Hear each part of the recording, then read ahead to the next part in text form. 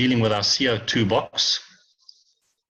And the CO2 box setup is a representation of the leaf. So there's a diagram there of your typical CO2 box. So we have our zinc plate on the one side, your nano copper plate on the other side. And in the middle, we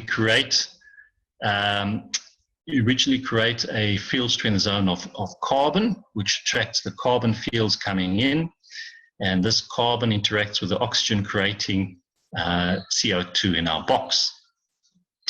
Now that CO2, as we create more and more CO2 in our box, that also then starts to act as a magnet, so we can also attract other CO2 from the atmosphere. But now we also start attracting the carbons and the oxygens and hydrogen and nitrogens, and these form on the surface of our water, and that creates our amino acids. Okay, so the CO2 essentially then pulls in the amino acid structure which sits on our surface of our water. And so we can look at the same structure but on a leaf, because when you look at any leaf, there is always the shiny top surface of the leaf, and that is your nano coating surface, and then on the bottom surface of the leaf is generally sort of a matte color. So you can take any leaf, any plant, and you will always see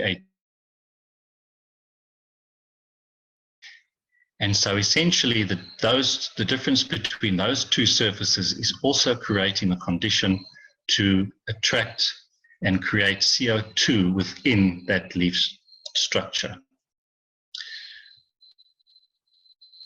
So you can look at each leaf call it a CO2 reactor. So the same as our CO2 box. So every leaf up there is another CO2 reactor, and they create CO2 internally.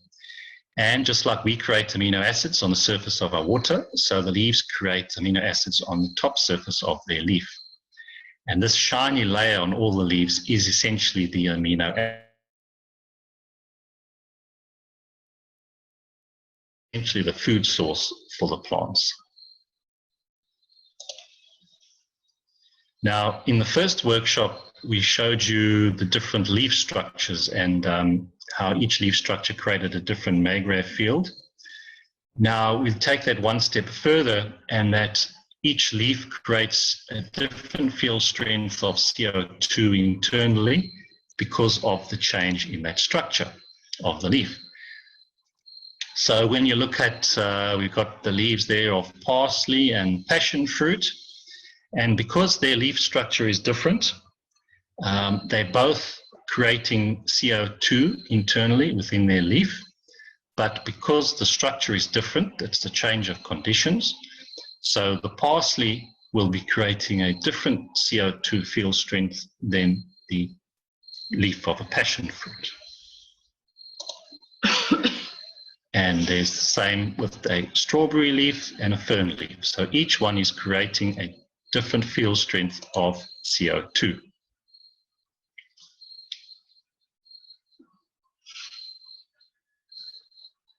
And it's the same when you look at the distance from the ground, the plants and shrubs compared to your very tall trees. It's the same thing. The field strength of CO2 in the plants on the ground will be very different to the field strength of the CO2 in your tall trees. So everything changes because we have a change of condition.